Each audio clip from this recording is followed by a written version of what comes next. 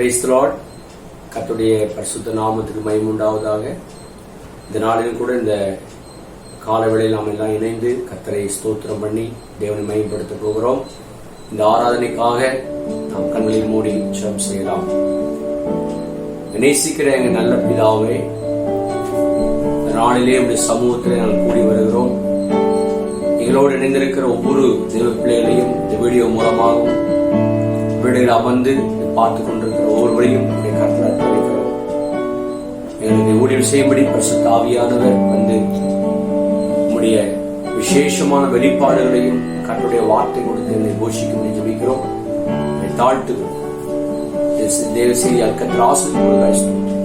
இயேசுவின் நாமத்தில் ஜெபிக்கிறோம். ஆமென். இப்பொழுது கூட நாம் கர்த்தருடைய வார்த்தைகளை நாம் கடந்து போகலாம். வெளிப்படுத்தின விசேஷம் 22ஆம் அதிகாரம் 12ஆம் வசனத்தை நான் வாசிக்கிறேன். வேத புத்தகம் வைத்திருக்கிறவர்கள் நீங்கள் எடுத்து வாசிக்கலாம். நான் வாசிக்கும் போது நீங்கள் கவனிக்கும்படி என்பதை கேட்டுக்கொள்கிறேன். வெளிப்படுத்தின விசேஷம் 22ஆம் அதிகாரம் 12ஆம் வசனம். இதோ சீக்கிரமாய் வருகிறேன், அவனுடைய கிரியைகளின்படி அவனவனுக்கு நான் அளிக்கும் பலன் என்னுடைய கூட வருகிறது. இந்த நாளில் கூட உங்களோடு கூட இந்த வாரத்தில் இந்த வீடியோ மூலமாக ஆயத்தப்படுத்து என்றதான இந்த தலைப்பிலே உங்களோட கர்த்தருடைய வார்த்தையை நான் பகிர்ந்து கொள்ள ஆவியானவரால் ஏவப்பட்டேன். இங்கே நாம் வாசித்தோம். வெளிப்படுத்தின விசேஷம் 22ஆம் அதிகாரத்திலே அந்த 2 முறை அந்த இடத்துல இதோ நான் சீக்கிரமாய் வருகிறேன் என்றதான ஆண்டவருடைய வார்த்தையை நாம் கவனிக்க முடியும். இந்த நாட்டில் வாழ்ந்து கொண்டிருக்கிற காலம் கடைசி காலமாய் இருக்கிறது. ஆண்டவர் முதலாவது இந்த பூமியிலே தம்முடைய முதல் வருகையை இயேசு உலகத்துக்கு வந்த பொழுது இதோ மரங்களின் திசைகளுக்கு வெளிச்சம் வைத்தது என்றதான ஒரு அற்புதமான வாழ்வு கொடுக்கும்படி இயேசு கிறிஸ்து உலகத்துக்கு வந்தார். வந்து மனிதர்களாகி நமக்காக ஒரு மரித்து அடக்கம் பண்ணப்பட்டு உயிர்த்தெழுந்து பரலோகத்தில் எழுந்தள்ளி போனார். ஆனால் போனவர் திரும்பவும் வருவேன் என்று இந்த வருகையை பற்றிய அநேக காரியங்களை இந்த நாட்டில் நாம் உணர்வடைந்து கர்த்தருக்காக எப்படி எழுந்தள்ளி போனாரோ அதே போல வருவார் என்ற அந்த உணர்வு இல்லாமல் இன்றைக்கு மக்கள், திருச்சபை மக்கள், தேவனுடைய பிள்ளைகள், ஆண்டவரை ஏற்றுக்கொண்டவர்கள் தங்கள் வாழ்க்கையை வாழ்ந்து கொண்டிருப்பதை இந்த காலங்களில் பார்க்க முடியும். ஆகவேதான் இந்த வாரத்திலே ஆண்டவருடைய ஆவியானவர் இந்த வருகை பற்றிய ஒரு காரியத்தை தேவன் பகிர்ந்து கொள்ளும்படிய நேரத்தில் உணர்த்தி இருக்கிறார். நீங்கள் அப்போஸ்தலர் நடபடிகள் 1ஆம் அதிகாரத்துக்கு நேராக திருப்பும்படி அன்போடு கேட்டுக்கொள்கிறேன். 1ஆம் அதிகாரம் 11ஆம் வசனத்தில் வாசிக்கிறேன். 10 வாசிக்கிறேன். அவர் போகிற போது அவர்கள் வானத்தை அண்ணாந்து பார்த்து கொண்டிருக்கையில் இதோ வெண்மையான வஸ்திரம் தரித்த 2 பேர் அவருடன் நின்று, கலிலேயாகிய மனுஷரே, நீங்கள் ஏன் வானத்தை அண்ணாந்து பார்க்கிறீர்கள்? உங்களிடத்திலிருந்து வானத்துக்கு எடுத்துக் கொள்ளப்பட்ட இந்த இயேசுவானவர் எப்படி உங்கள் கண்களுக்கு முன்பாக வானத்துக்கு எழுந்தள்ளி போனாரோ அப்படியே மறுபடியும் வருவார் என்று இயேசுவின் தரிசனத்தை அவர்கள் பார்த்த பொழுது, நான் உயிரோடு வந்துவிட்டேன் சொல்லி சீசனுக்கு தன்னை வெளிப்படுத்தின பொழுது அவங்க வானத்தை பார்த்து கொண்டிருக்கும் போது சொல்றாரு, எப்படி எழுந்தள்ளி போனாரோ அந்த தூதர் சொல்றாங்க, அதே போல ஒரு நாள் அவர் மறுபடியும் வருவார். அருமையானவர்களே, இந்த 2வது வருகை பற்றி மக்கள் இன்றைக்கு அதை குறித்த ஒரு விழிப்புணர்வு, ஒரு ஆயத்தத்தை நாம் செய்வதற்கு தேவன் நம்மளை எதிர்பார்த்து கொண்டிருக்காகவேதான் இங்கே வெளிப்படுத்த விசேஷம் முடியும் போது அவனுடைய கிரியைக்கு தக்கதான பலன் ஆண்டவரை ஏற்றுக்கொண்ட ஒவ்வொரு தேவனுடைய பிள்ளைகளும், திருச்சபையினுடைய அங்கத்தின் ஒவ்வொருவரும் கர்த்தரை அறியும்படியான ஒரு பாக்கியத்தை பெறுவதற்காகத்தான் அவர் எப்படி எழுந்தள்ளி போனாரோ அதே போல 2வது முறையாக இந்த பூமிக்கு அவர் வரப்போகிறார். அவர் சொல்லுகிறார், இதோ நான் சீக்கிரமாய் வருகிறேன், அவனுடைய கீர்த்தன பலனை தருவேன். அது மாத்திரமல்ல, நீர் ஆமோஸ் புஸ்தகம் 4ஆம் அதிகாரம் 12ஆம் வசனத்தை திருப்பும்படி கேட்கிறேன். ஆமோஸ் புஸ்தகம் 4ஆம் அதிகாரம் 12ஆம் வசனத்தை நான் வாசிக்கிறேன். பழைய ஏற்பாட்டிலே ஆமோஸ் புஸ்தகம் 4ஆம் அதிகாரம் 12ஆம் வசனம்.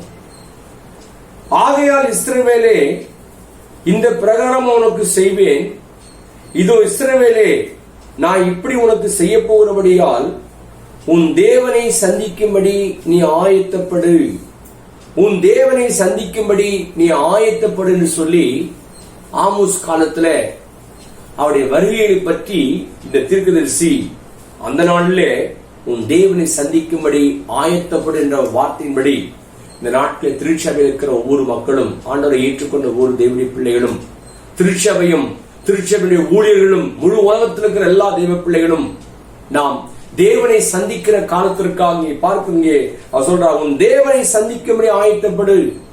அப்படிப்பட்ட ஒரு வருகையின் ஒரு நெருக்கமான காலத்துல நாம் வாழ்ந்து கொண்டிருக்கிறோம் என்பதை இந்த தீர்க்கதரிசி சொல்வதை நாம் பார்க்க முடியும். ஆகவே இந்த நாளிலே அருமையான உள்ளே இந்த வருகை பற்றி நாம் நினைக்கும் போது நிச்சயமாய் முதலாவது வந்தார் இந்த உலகத்துக்கு, எல்லாவற்றையும் மனிதனுக்கு செய்து முடித்து ரட்சிப்பை சம்பாதித்து கொடுத்து விட்டு போனவர் திரும்பவும் இந்த சபை எடுத்துக்கொண்டு பரலோகத்துக்கு கொண்டு போவதற்கு அந்த ராஜாதி ராஜா இந்த பூமிக்கு வரப்போகிறார்.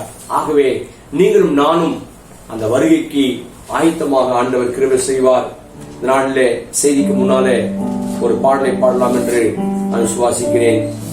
ராஜா வருகிறார், ஆயத்தமாகவும், இயேசு வருகிறார், எதிர்கொண்டு போவோம் சொல்லி நாம் ஒருமனப்பட்டு நம்முடைய வழியை நிதானித்து பார்த்து ஆராய்ந்து பார்த்து ஆயத்தப்படாத உதவி செய்வாராக.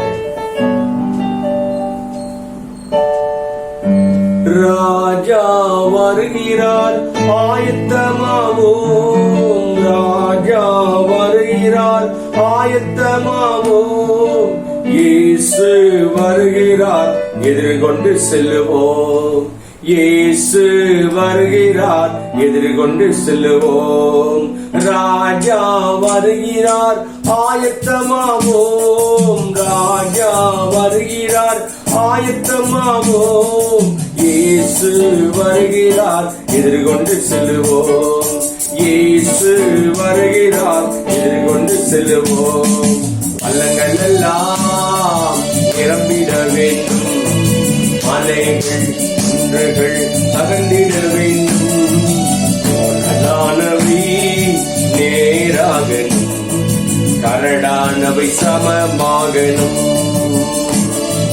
பள்ளங்கள் எல்லாம் நிரம்பிட வேண்டும், மலைகள் குன்றுகள் அகன்றிட வேண்டும், கோணலானவை நேராகணும், கரடானவை சமமாகணும்.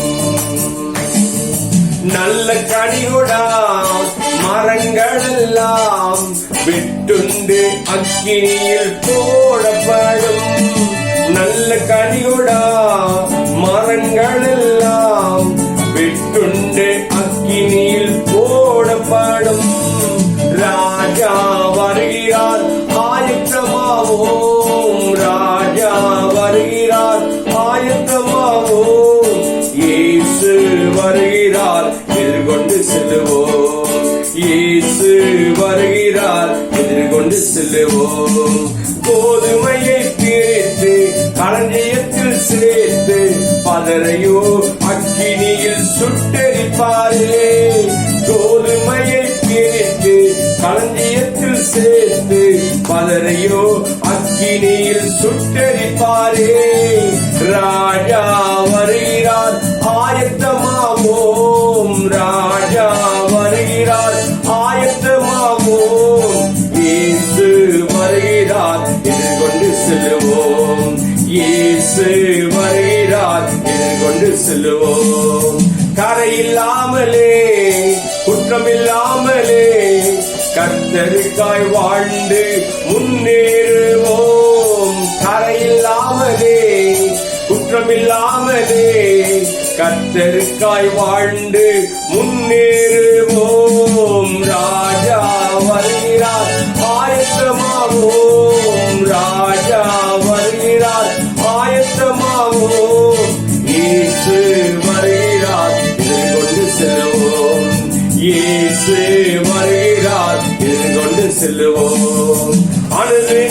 ஜெபத்தில் விழித்திருப்போம். அபிஷேக எண்ணெயால் நிரம்பிடுவோம்.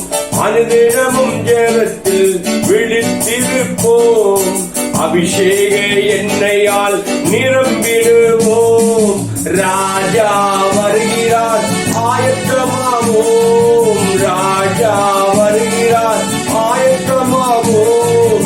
இயேசு வருகிறார், எதிர்கொண்டு செல்வோம்.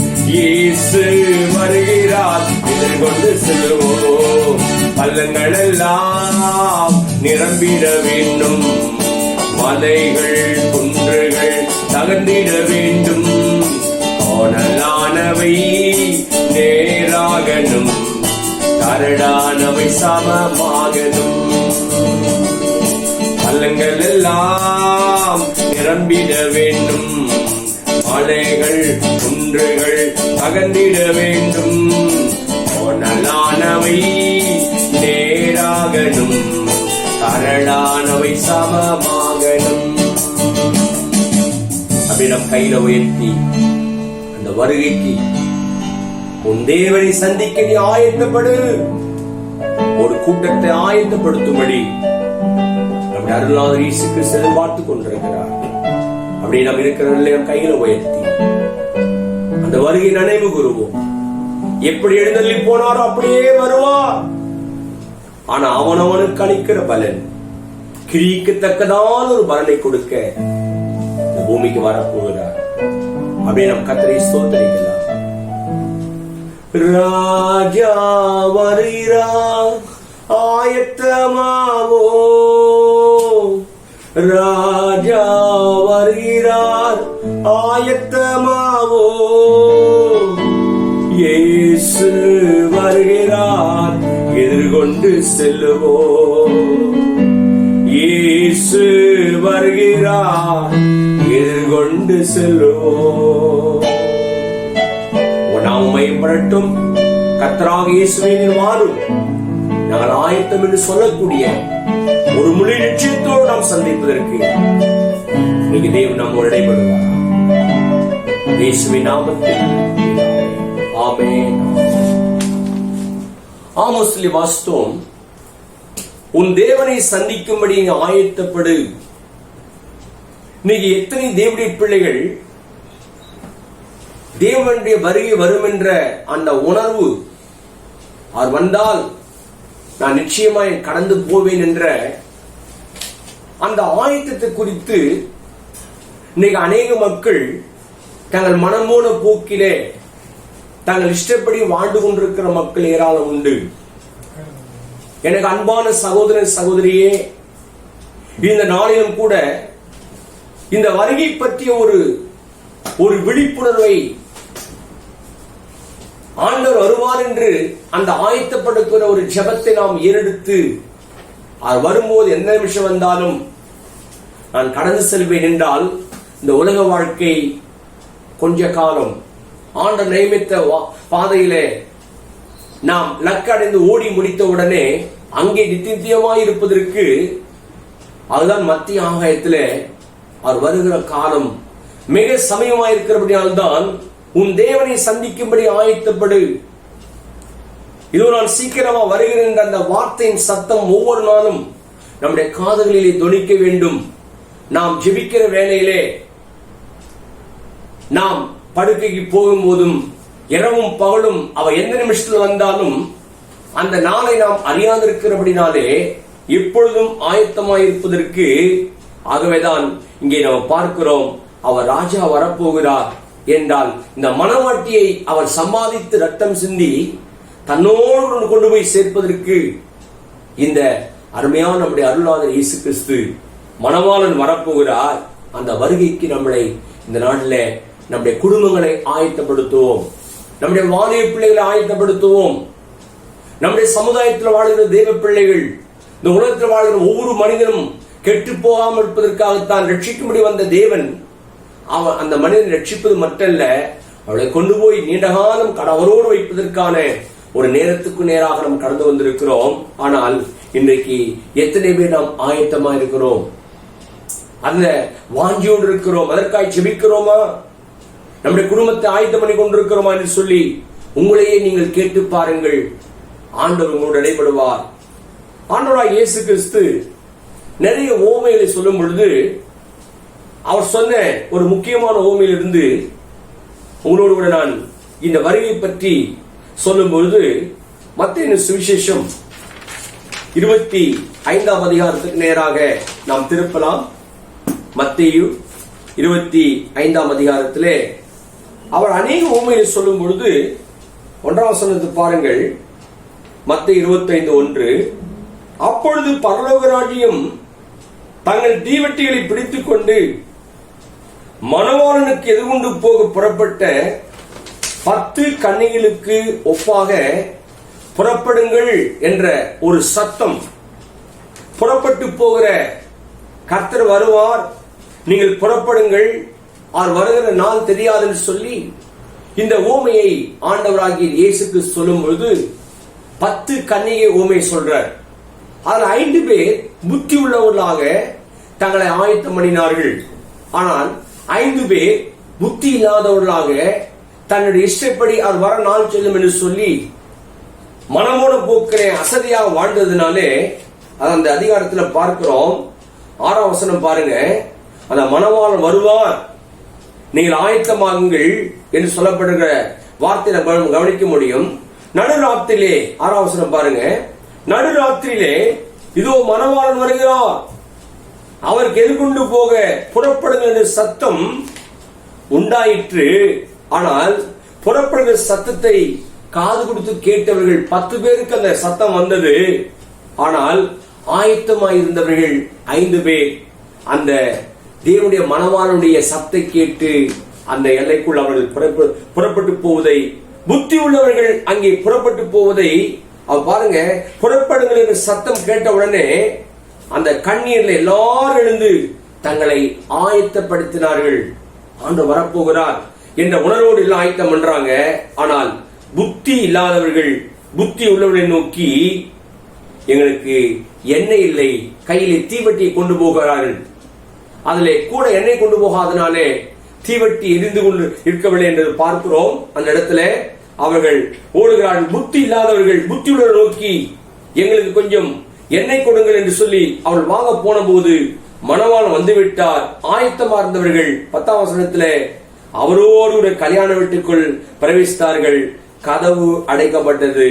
பிறகு பிந்தி வந்தாங்க பாருங்க இந்த 5 புத்தி இல்லாத கன்னிகைகள். பின்பு 11ஆம் வசனம், மற்ற கன்னிகள் அந்த ஆண்டவரே ஆண்டவரே எனக்கு திறக்க வேண்டும் என்று அவர்கள் பிந்தி ஓடு வருகிறார்கள். நாங்களும் அந்த ராஜ்யத்துக்குள்ள வரணும், பரலோக ராஜ்யம் எங்களுக்கு வேண்டும் என்று சொல்லி உள்ள வந்த போது புத்தி இல்லாதவர்கள் பாருங்க அந்த இடத்துல ஆண்டவரே ஆண்டவரை திறக்க வேண்டும் சொன்ன பொழுது கர்த்தர் சொல்றாரு, அதற்காக 12ஆம் வசனம், உங்களை அறியேன் என்று மெய்யாகவே நான் உங்களுக்கு சொல்லுகிறேன் என்றால் மனுஷகுமாரன் வரும் நாளையாவது நீங்க அறியாதிருக்கிறபடியால் விழித்திருங்கள் என்று ஆண்டு சொல்லி போன காரியத்தை இந்த 5 கன்னிகள் மறந்தவர்களாக அவர் வர நாள் செல்லும் என்று சொல்லி தன் வாழ்க்கையை இஷ்டப்படி வாழ்ந்ததினாலே ஆயத்தமா இருந்தவர்கள் அங்கே பிரவேசித்து விட்டார்கள். புத்தி உள்ளவர்கள் தங்களை ஆயத்தம் பண்ணினார்கள். ஆனா புத்தி இல்லாதவர்கள் எண்ணெய் வாங்க போன போது மணவாளன் வந்துட்டார், ஆயத்தமானவங்க போயிட்டாங்க, எங்களை திறக்கணும்னு சொல்லி வரும்போது அவர் சொல்றாரு, உங்களை நான் அறியேன், உங்களை தெரியாது என்றால் நீங்கள் ஆயத்தமாகவில்லை. தீவட்டி வைத்திருந்தார்கள், கூட எண்ணெய் கொண்டு போகவில்லை. அருமையான தேவனுடைய பிள்ளைகளே, இன்றைக்கு இந்த நாளிலும் கூட கர்த்தருடைய ஆவியானவர் நம்மோடு பேசுகின்றால், அந்த மனுஷகுமார் வரும் நாளையாவது நீ அறியாதிருக்கிறபடினாலே விழித்திருங்கள் என்று சொல்லப்பட்ட காரியத்தை அந்த புத்தி இல்லாத கன்னிகைகள் மறந்து போனார்கள். ஆகவேதான் அருமையான இந்த ஓமையை இயேசு ஏன் சொல்றார்னா, எப்பொழுதும் தேவ பிள்ளைகள் மணவாளன் வருவார், எப்பொழுதும் அந்த வருகைக்கு நீங்கள் ஆயத்தமா இருக்க வேண்டும் என்ற அந்த ஆயத்தம் இல்லாத புத்தி இல்லாதவர்கள் வந்து கதவை தட்டுறாங்க, பிந்தி வராங்க, ஆயத்தம் இல்லை. ஆண்டவரே கூப்பிடுறாங்க, பதில் வேற மாதிரி வருது. அருமையானவர்களே, அப்படிப்பட்ட பதில் நீங்க பெற போறீங்களா? இல்ல ஆண்டவர் எப்ப வந்தாலும் அந்த வருகையிலே நான் உயிரோடுக்கு நாம் கடந்து போவதற்கு நம்மளை ஆயத்தம் பண்ணி கொண்டிருக்கிறோமா? அந்த உணர்வு நமக்கு இருக்கிறதா? நம்முடைய குடும்பத்தை குறித்த உணர்வு இருக்கிறதா?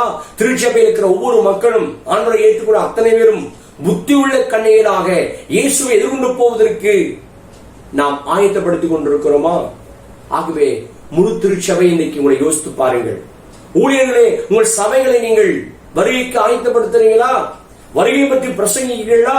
இரண்டாம் வருகையை பற்றி நாம் மக்களுக்கு நாம் சொல்லிக் கொண்டிருக்கிறோமா என்பதை திருச்சபை போதகர்களும் முடிய வேண்டும்.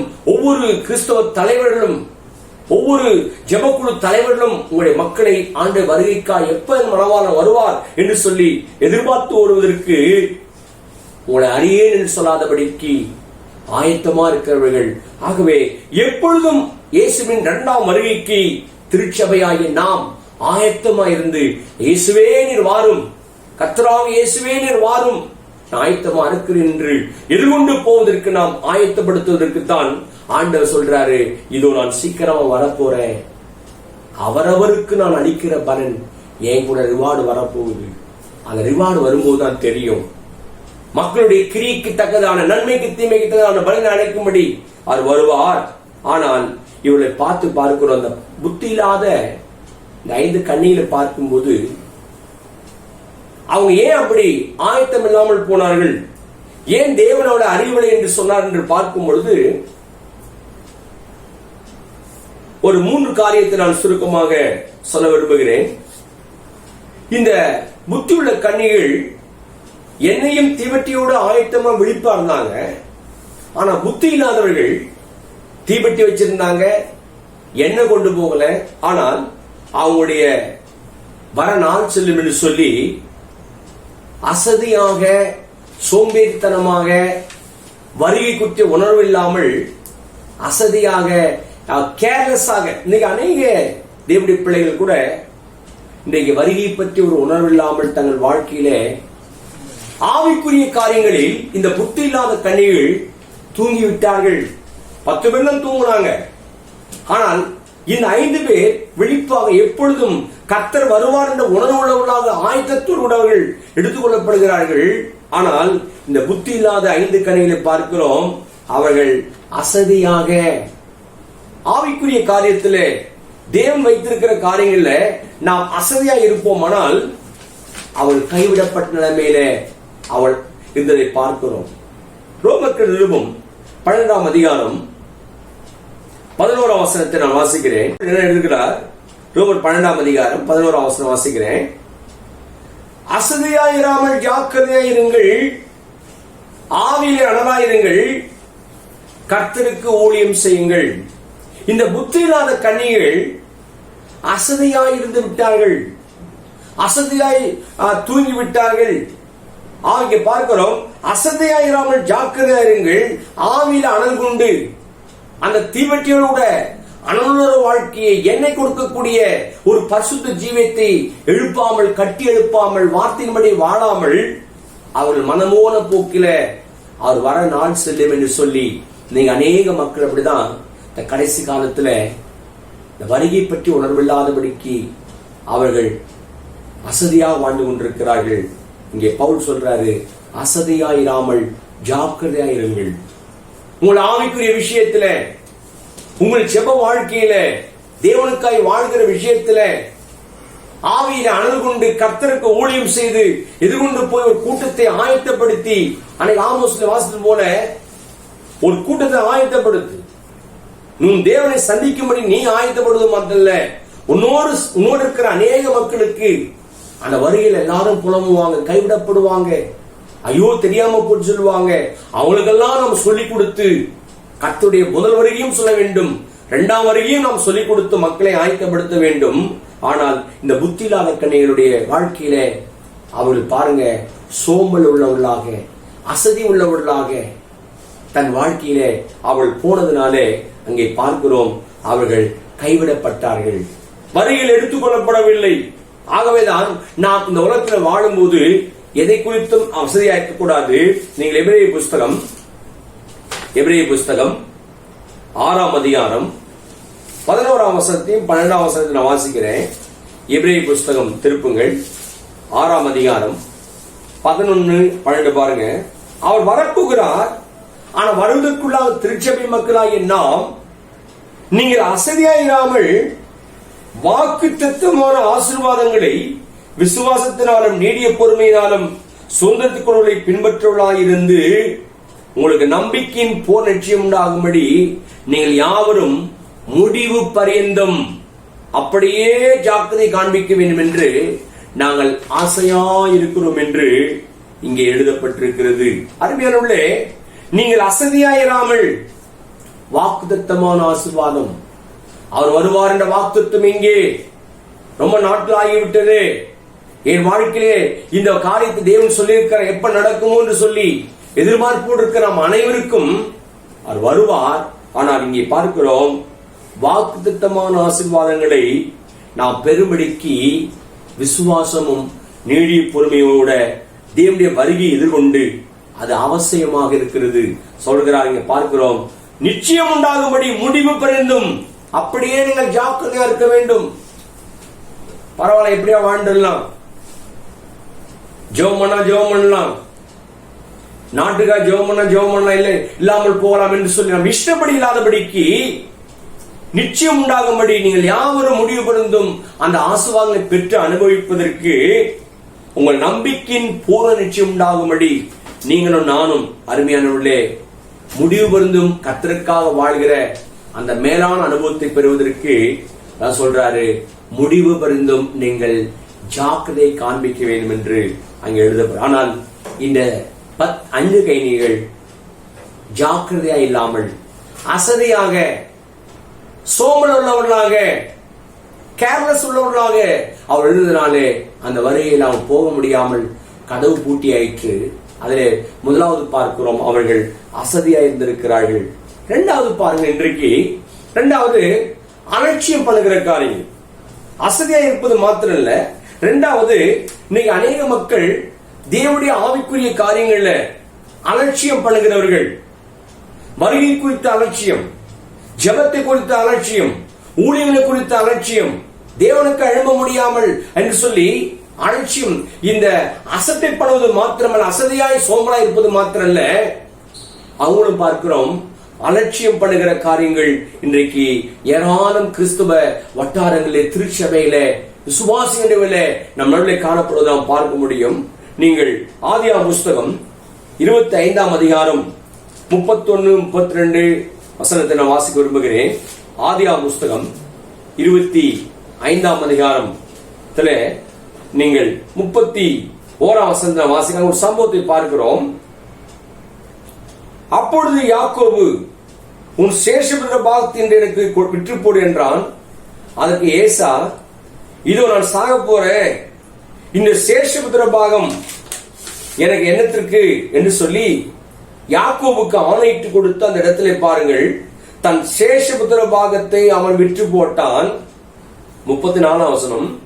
அப்பொழுது யாக்கோபு ஏசாவுக்கு அப்பத்தையும் பயிற்றுகளையும் கொடுத்தான், அவன் புசித்து குடித்து எழுந்திருந்து போய்விட்டான். இப்படி ஏசா தன் சேஷபுத்திர பாகத்தை அலட்சியம் பண்ணினான். பாருங்கள், இங்கே இந்த யாக்கோபையும் ஏசாவை நாம் பார்க்க முடியும். இந்த ஈசாக்கின் பிள்ளைகள்ல இந்த ஏசாவை குறித்து பார்க்கிறோம். அவன் தனக்கு தேவன் கொடுத்த சேஷபுத்திர பாகமாகிய மிக முக்கியமான தேவன் தந்த ஆவிக்குரிய நன்மையான அவனுக்கு வாக்கு பண்ணப்பட்ட அந்த ஆசீர்வாதத்தை இங்க பார்க்கிறோம். இந்த சேஷபுத்திர பாகம் எனக்கு என்னத்திற்கு என்றான். அதனால பயிற்றும் கூழுக்கும், சாப்பாட்டுக்கும், அப்பத்திற்கும் ஏசா தன்னுடைய சேஷபுத்திர பாகத்தை விற்று போட்டான் என்று பார்க்கிறோம். அருமையானவர்களே, இந்த அலட்சியம் பண்ணின இதே ஏசா பின் நாட்களில், ஐயோ இது அலட்சியம் பண்ணி விட்டேனே, ஆசீர்வாதத்தை பெற முடியும் என்று சொல்லி அவன் கதறினான்.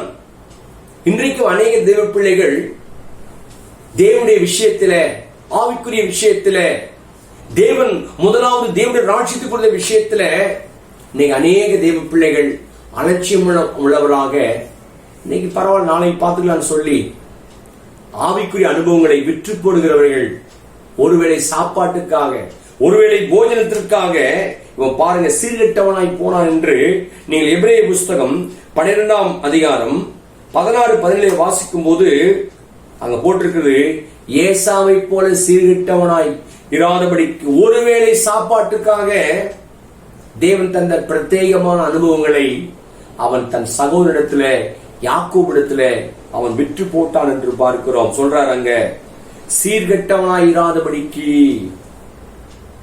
நீங்க எச்சரிக்கையா இருங்க. என்றால் ஒருவேளை போஜனத்திற்காக அவன் இழந்து போன அந்த ஆசீர்வாதத்தை பின்பு அவன் தேடுவதற்கு விரும்பியும் அந்த இடத்துல பார்க்கிறோம். எபிரேய புஸ்தகம் 12ஆம் அதிகாரம் 17வது வசனத்தை நான் வாசிக்க விரும்புகிறேன். எபிரேய புஸ்தகம் 12ஆம் அதிகாரம் 17 வசனம் பாருங்க. சீர்கெட்டவனாய் இராதபடி எச்சரிக்கையாருன்னு சொல்லிவிட்டு, ஏனென்றால் பிற்பாடு அவன் ஆசீர்வாதத்தை சுதந்திரித்துக் கொள்ள விரும்பியும் ஆவாரென தள்ளப்பட்ட அறிவீர்கள். அவன் கண்ணீர் விட்டு கவலையோடு தேடியும் மனமாறுதலை காணாமல் போனான். தள்ளப்பட்டதை நாம் அறிந்திருக்கிறோம். அவன் கண்ணீர் விட்டு கவலையோடு தேடி, ஐயோ இப்படிப்பட்ட ஆசீர்வாதத்தை நான் இழந்து போயிட்டேன்னு சொல்லி கண்ணீரோடு புலம்பி பின் நாட்களை அவன் கவலைப்பட்டு தன் வாழ்க்கையின் ஓட்டத்தை முடித்தான் என்று பார்க்கிறோம்.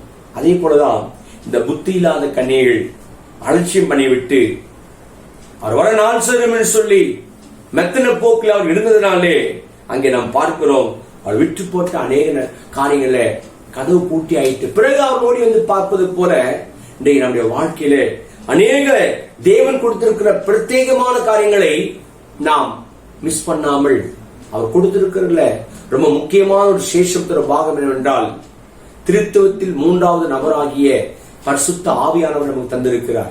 அந்த பரிசுத்தாவுடைய எண்ணெய் நமக்குள் தேவன் தந்திருக்கிறார். அது நம்ம ஆவிக்குரிய வாழ்க்கை அனல் மூட்டும்படி, வார்த்தை நமக்கு போதித்து நடத்தும்படி நமக்கு கொடுக்கப்பட்ட அந்த விசேஷமான அந்த அபிஷேக தைலத்தை நாம் அற்பமாய் எண்ணாமல், பரிசுத்தாவை துக்கப்படுத்தாமல், அநேக தேவ பிள்ளைகள் பரிசுத்தாவை பெற்றுக் கொள்வதில்லை, பரிசுத்தாவை முக்கியத்துவம் கொடுப்பதில்லை.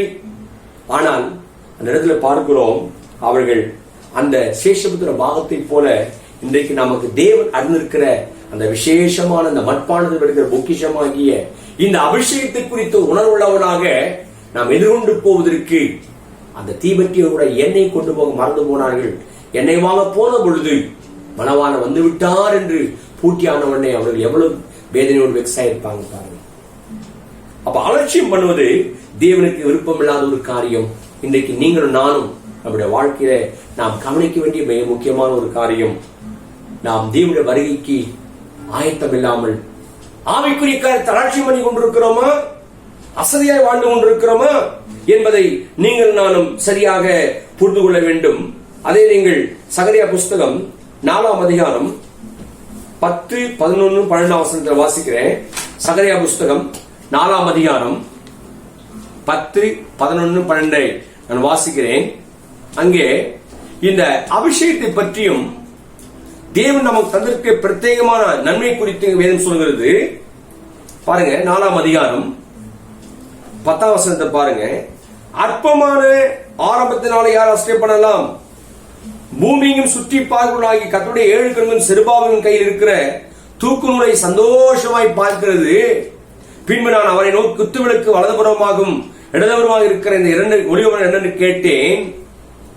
அப்ப மறுபடியும் நான் அவரை நோக்கி கேட்ட பொழுது சொல்றாரு, 2 பொற்குழாயின் வழியாய் தொங்கி பொன்னிறமான எண்ணெய் தங்களிருந்து இறங்கி வரப்படுவமாகிய ஒளிய மரங்களுடைய 2 கலை என்னன்னு கேட்டேன்.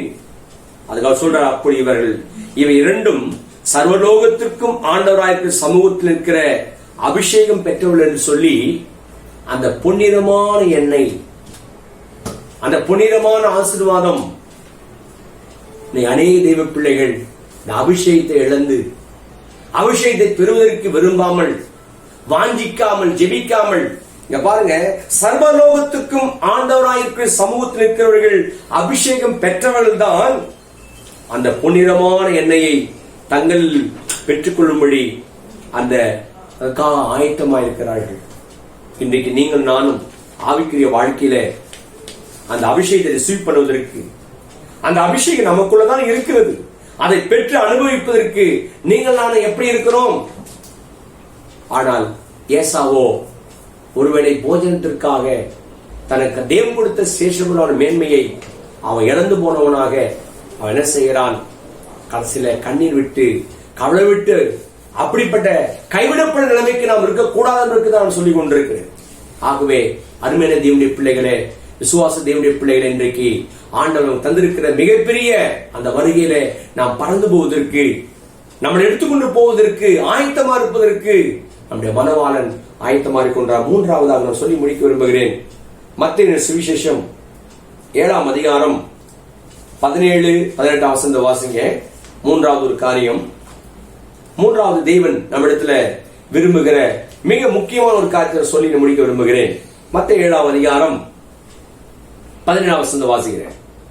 அப்படி நல்ல மரம் எல்லாம் நல்ல கனியை கொடுக்கும், கெட்ட மரமும் கெட்ட கனியை கொடுக்கும். நல்ல மரம் கெட்ட கனியை கொடுக்க மாட்டாது, கெட்ட மரம் நல்ல கனியை கொடுக்க மாட்டாது.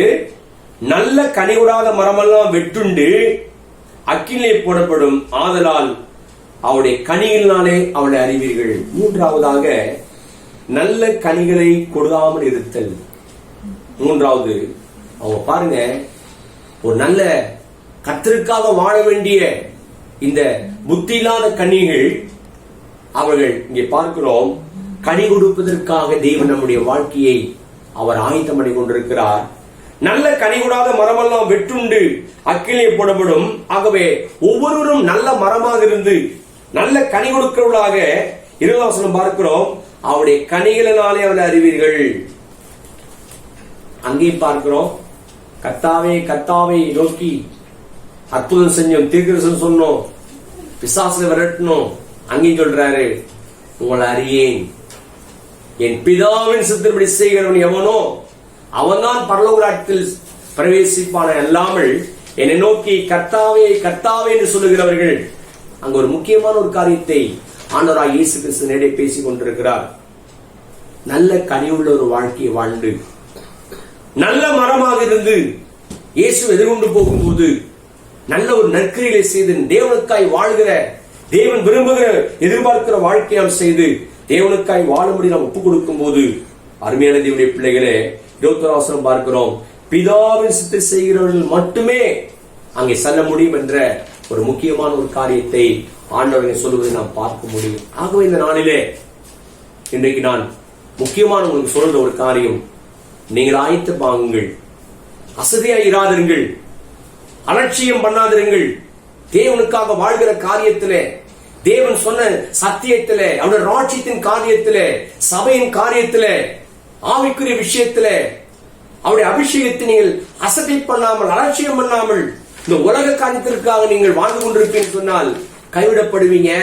இந்த புத்தி இல்லாத கன்னிகள் அப்படிதான் கைவிடப்பட்டாங்க. நல்ல கனிகள் கொடாமல் இருக்கிற மரமா இராதபடிக்கு நாம் நல்ல மரம் நல்ல கனியை கொடுக்கும் என்ற வார்த்தையின்படி அவர் ரிவார்டு கொடுக்க, கனிவுள்ளொரு வாழ்க்கை தேவனுக்காய் அந்த கெட்ட மரம் நல்ல கனி கொடுக்க, அத மாதிரி இந்த நாள்ல இயேசுவை ஏற்றுக்கொள்ள நாம் அனைவரும் நம்மை கனிவுள்ள வாழ்க்கை வாழ்ந்து இயேசு எதிர்கொண்டு போவதற்கு நம்மளை ஆயத்தப்படுத்துவதற்குத்தான் நம்மளுக்கு ஒரு வாழ்க்கை கொடுத்திருக்கிற அந்த பூமியில நம்ம ஜீவியத்தை வெளிப்படுத்துவதற்கு பரிசுத்த ஆவியானவர் உதவி செய்வார். அதுதான் அவர் சொல்றார், வெளிப்படுத்தோம், நான் சீக்கிரமா வரேன், அவனவனுக்கு அளிக்கிற பதையோடு வருகிறது. அதே ஆயத்தில் பார்க்கிறோம், 22 சில கீழ் வசனம் பார்க்க முடியும். அங்கே வேதத்தின்படி சொல்லப்பட்ட வார்த்தைகளின்படி வாழ்கிறவனோ அவன்தான் எடுத்துக்கொள்ளப்படுவான். நீங்கள் 22ஆம் அதிகாரம் இன்னும் ஒரே வசனத்தில் காண்பித்து முடிக்க விரும்புகிறேன். வெளிப்படுத்தல் 22 7ஆம் வசனம் பாருங்க. இதோ சீக்கிரமா வருகிறேன், இந்த புஸ்தகத்துள்ள தீர்க்கதரிசனங்களை கைக்கொள்கிறவன் பாக்கியவான் என்று எழுது என்ற வார்த்தையின்படி அவர் சொல்லப்பட்ட அந்த வார்த்தையின்படி வாழ்ந்து நாம் கர்த்தருக்காய் எதிர்கொண்டு போவதற்கு இந்த தீர்க்கதரிசனங்களை கை கொண்டு நம்மளை ஆயத்தப்படுத்தி, நம்மை ஆயத்தப்படுத்தி, நம்முடைய சபையை ஆயத்தப்படுத்தி, நம்முடைய குடும்பத்தை ஆயத்தப்படுத்தி, நம்ம சுற்றியுள்ள அநேக மக்களை ஆண்டவர் பக்கமாய் கொண்டு போவதற்கு இந்த தீர்க்கதரிசன வசனங்களை கை கொண்டு வாழ்ந்து எதிர்கொண்டு போவதற்கு நாம் ஆயத்தமாவோமானால் நம்முடைய மனவாளன் அந்த கோதுமை எப்படி கலைஞர்கள் சேர்ப்பார், அதே போல முழு உலகத்திலும் இருக்கிற கோதுமை மணிகளை சேர்ப்பதற்கு ஆண்டவர் சீக்கிரம் வரப்போகிறார்.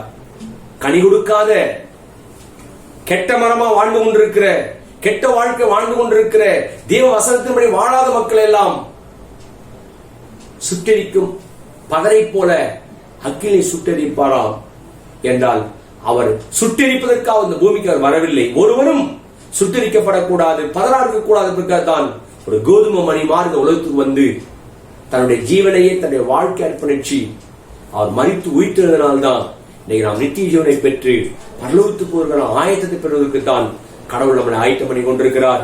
இந்த கர்த்தராகிய இயேசு கிறிஸ்து சீக்கிரம் வரப்போகிறார்.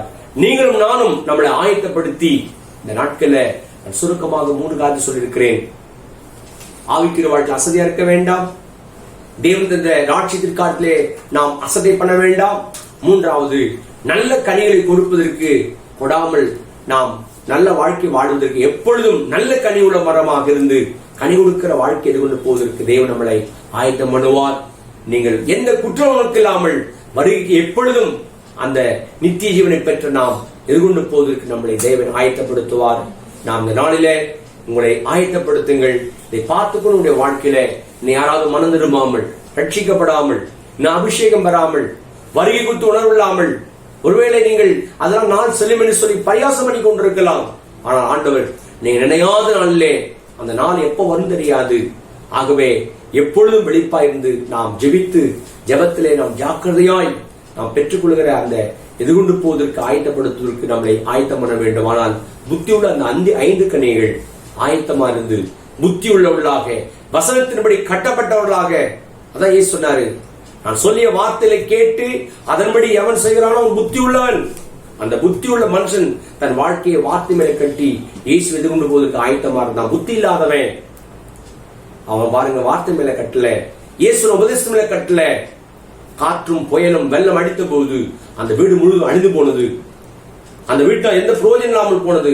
அதே போல நாம் விழுந்து போவதற்காக, எழுந்து கட்டுவதற்காகத்தான் ஆண்டவர் வரப்போகிறார். நாம் எதிர்கொண்டு போய் ஆண்டாண்டு காலம் அங்கே போய் இயேசுவோடு இருப்பதற்கு, பிதாவோடு இருப்பதற்கான அனுபவத்திற்கு நம்மளை அழைக்கும்படி இந்த பூமியில அப்படிப்பட்ட ஒரு பரலோக வாழ்க்கையை பெறுவதற்குத்தான் இயேசு கொடுப்பதற்கு வரப்போகிறார். நீங்கள் அவனை ஆயத்தப்படுத்துவோம், இந்த குடும்பங்களை ஆயத்தப்படுத்துவோம். ஆயத்தப்படு, ஆயத்தப்படுத்து என்று சொல்லி உங்களை இயேசுவின் நாமத்தினாலே வாழ்த்துகிறேன். கர்த்தர் தாமே உங்களை ஆசீர்வதிப்பார். இந்த செய்தி மூலமா கர்த்தர் உங்களோட பேசியிருப்பார் விசுவாசிக்கிறேன். தொடர்ந்து ஜெபம் பண்ணுங்கள். அநேக மக்களை ஆண்டவர் கொண்டு வாருங்கள். ஆண்டவராகிய இயேசு வரப்போகிறார். தேவனுடைய நாமத்தை கண்களை ஜெபிக்கலாம். எங்கள் பரலோக பிதாவே, இந்த நாளை உங்களோடு பகிர்ந்து கொண்ட வார்த்தைகளுக்காய் ஸ்தோத்திரம். எப்படி நீ முதலாவது உலகத்துக்கு ரட்சகராக பிறந்தீரோ, அதே போல மத்திய ஆகாயத்துல ராஜாத ராஜாவா வரப்போகிற என்பதை 2ஆம் வருகை பற்றி நாங்கள் பேசியிருக்கிறோம். இது நான் சீக்கிரமா வருகிறேன், அவனுக்கு அளிக்கிற பலனோடு வரும் என்ற வார்த்தையின்படி உங்களுக்கு ஆண்டவர் பலன் கொடுக்கும்படி, நன்மை கொடுக்கும்படி, பரலோகத்தில் கொண்டு போய் சேர்க்கும்படி, உடைய கதவு திறக்கப்படும்படி, என் பிதாவினால் ஆஸ்வதிக்கப்பட்டவர்களே வாருங்கள் என்று அழைக்கிற அந்த சத்தம் உனக்கு நேராக வரப்போகிறது. அப்படிப்பட்ட நாட்களுக்காக நீங்கள் வாஞ்சியுங்கள், விரும்புங்கள், செபியுங்கள். உடைய கர்த்தர் ஆஸ்வதிப்பார். எல்லாம் மகிமை எடுத்துக்கொள்ளும். நீங்க மட்டும் மகிமைப்படுகிறார். இயேசுவின் நாமத்தில் ஜெபிக்கிறோம் நல்ல பிதாவே, ஆமென். எல்லாரும் சேர்ந்து சொல்லலாம். என் ஆத்துமாவே கர்த்தரை ஸ்தோத்திரி, என் முழுவதுமே கர்த்தரை ஸ்தோத்திரி, என் ஆத்துமாவே கர்த்தரை ஸ்தோத்திரி, கர்த்தர் சில சாலமான மறவாதே. ஆமென். நம்முடைய கர்த்தராகிய இயேசு கிறிஸ்துவின் கிருபையும் பிதாவாகிய அன்பும் பரிசுத்த ஆவியானவருடைய அனுநைக்கியமும் நாம் அனைவரும் சதா காலம் 2ஆம் வருகை விருந்து மாறாதிருப்பதாக. ஆமென், ஆமென்.